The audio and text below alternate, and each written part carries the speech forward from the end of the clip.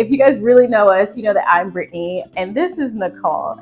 So today we're going to be talking about tips for new artists. So yeah, I think that would be great for everyone that's starting out, like emerging, or anyone that just needs to spruce up on their ideas. Yeah, I love it. So my story that I get often is people are like, "What? I didn't know you were an artist," and I'm like, "Well, there's more to me than you know." For one, you know, a lot of times they're from my 9 to 5, my work profession, and so there's that.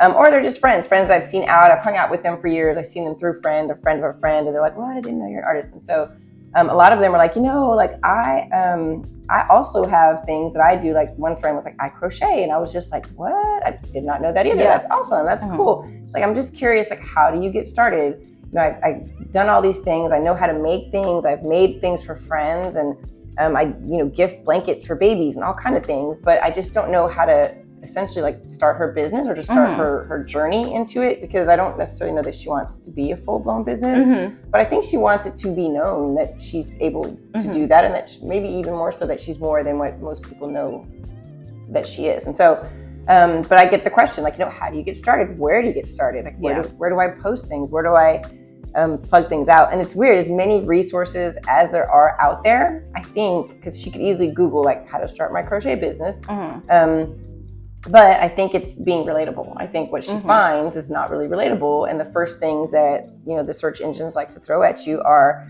these massive pages that are producing 5,000 beanies and vests and all these, Coachella jackets or whatever. And for her, that's intimidating because she's not at that level. And so, but anyway, that's where the question comes from an artist standpoint. Obviously, I get that as well every now and then from artists that are starting out. I have a friend recently that just started, kind of pursuing his art life, and he was like, "What do I do?" And he was like, "Do I keep my original page or do I start a new art page?" And I was like, "Well, there's advantages, disadvantages to both, but really, it's about what you want to do. Like, do you want to manage 2 pages? Those kind of questions." And so that's where that question stemmed from me. What about for you? I basically have gotten that question as well too. I would say starting from, if we're thinking like people just 100% starting out, I would say experimenting.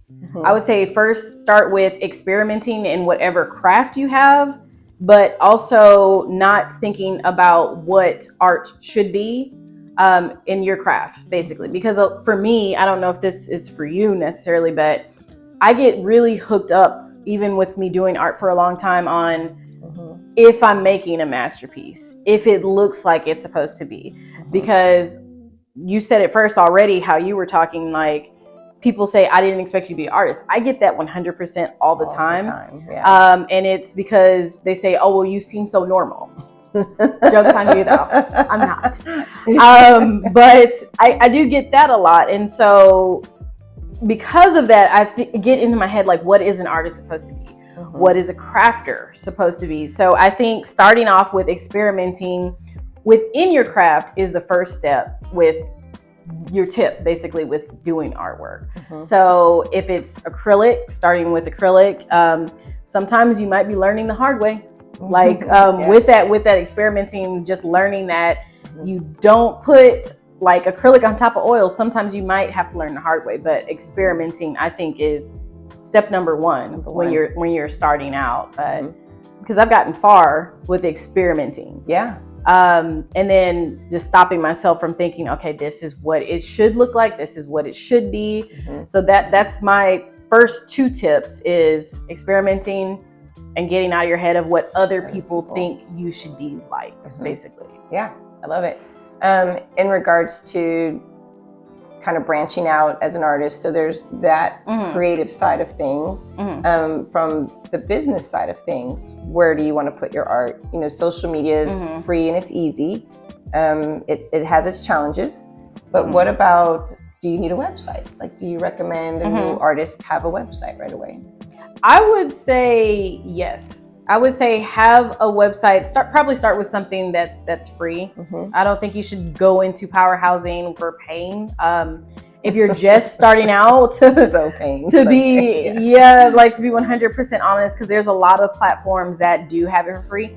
There's some artists that are really well known that I've noticed they don't even have a website, which is really interesting. They only have social media, but I do think for mostly the traditional aspect, a lot of people, because we even interviewed a few places and gallerists, they did want you to have a website where they could see your works. So having a website. But with that being said, branching off before, take good photos. Yeah. Because that's been something I've been noticing with me starting to talk to a lot of other artists. They don't have good photos. Yeah. Or they have their hand holding it up. I don't think that's a good thing to do. So learn for yourself on how to photograph, or have someone else photograph it for you that actually knows for your website, for your portfolio. Yeah, that is a good point, because if someone is interested in your art and all they have access to is the photos, that really matters. So good photos, I think, is a super big key. Definitely. So, and then once you have good photos, where to post them. What you mentioned, doing a website, I learned a few free ways to create websites. So things like MailChimp. It's really just a landing page, but I made a website, and MailChimp is free up to, I think, like 500 subscribers or something like that. But so you can easily make a landing page that at least gets people, it has a link and gets people to you. I currently use Google Sites, which is also free, and it's pretty efficient, user-friendly. I think it works great.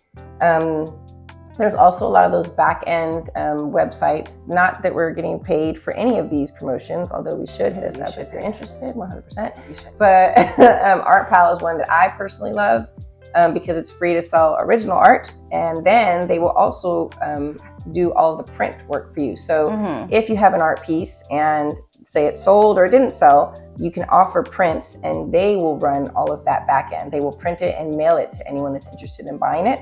For me, that's a big deal, because when I first started, I went and bought like 5 prints of all these pieces, and guess who has 5 prints of all these pieces left? That would be me.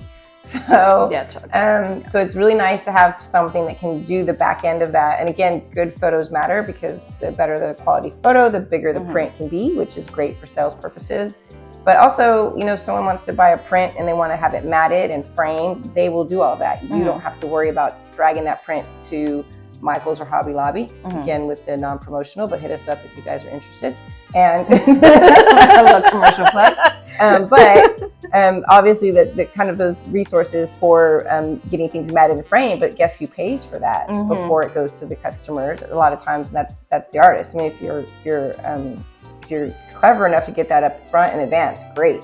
But a lot of times we don't know what that's going to cost. That's true.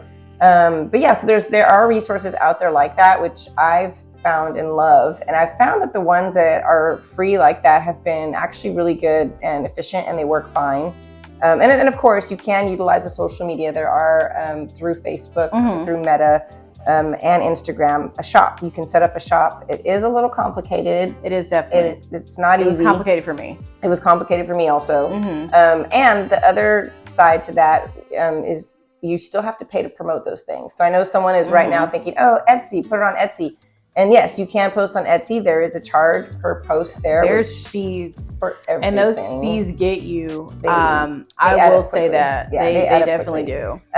So in that aspect, yes, you can utilize an Etsy. I was going to say something about the shops that are free through social media. But social media's shops, Etsy, all of them still require you to push them out. And that is the big thing I think new artists need to understand. You don't post your art on Etsy or Instagram or Twitter or ArtPal or anywhere for that matter, and then expect orders to start coming in. And I think I'm guilty of that. I'm very guilty of that. I think we all are. I'm like, and then not knowing, I think researching, like, that's 100% key, because I didn't realize just how things work with SEO. Like, all of those descriptions matter. How you word it matters. And so I had no traction, because I just only had the title of my artwork in the description and everything. And so no one's gonna search for Cafe Moonlight. Like, it's kind of weird. And so I think for artists in general, the creating part, if you have the creating part perfect, we don't have the marketing part down. And there's some that don't want to do it. So just be aware that you're going to have to pay for it if you don't want to do it. Or you could be smart and learn how to do it on your own, because there's a lot of resources that exist out there, like free help guides for some people on going over SEO and strategies and everything. But I think that's one place that artists in general, like, if we have the creative part down, we are lacking in communication and we're lacking in marketing. Yes. And because my school didn't even go over any of that marketing. They went over the creating part, and then they did like a little bitty touch, but did not go over and it's huge how to sell. That's huge now. It's very much so. Which makes me think of another area where artists aren't the best at, but it is a necessary, and that's the social the networking aspect in person. So that's a great place to start also, is doing some call for arts, participating in shows, particularly local shows. There's a lot of great resources like Hardy and Nance, the Insomnia Gallery, Pancakes and Booze is another one that I think if you're is in awesome. Houston, for sure. They're Houston, Boston. Pancakes is all over the place, but Hardy and Nance for Houston for sure. But just applying to those, I think in general, one, if you're accepted, awesome. Two, if you're not accepted, still go to the reception so you can meet other artists, other collectors, but also see what was accepted, so you can kind of maybe get a little inspiration while you're there. But that networking aspect I know is hard for a lot of artists as well. So, but for new artists, I think it's critical to get out and try to be friendly. And that leads me to another question that I think we should talk about in our next video. Yes, which would be the pay-to-play game in the art market. That's the new hustle. So it really is the new hustle. If you guys follow us, you know that we are two of the members in Tenacious Artists, which is a big group just basically striving to get rid of the whole pay-to-play scheme and just about supporting artists. So I think that's a great topic segment for our next video. Save it. They're not ready. I don't think they're ready. Have you, speaking of ready, have you subscribed to our channels? Because if you haven't, that means you're not ready, especially if you're still here watching our videos. 100% not ready. Make sure you subscribe, and we'll have that below for you. But we'll see you next time on the pay-to-play scheme. Awesome. And if you already are a subscriber, we thank you, and we sure do appreciate you. Yeah, we do. Take care.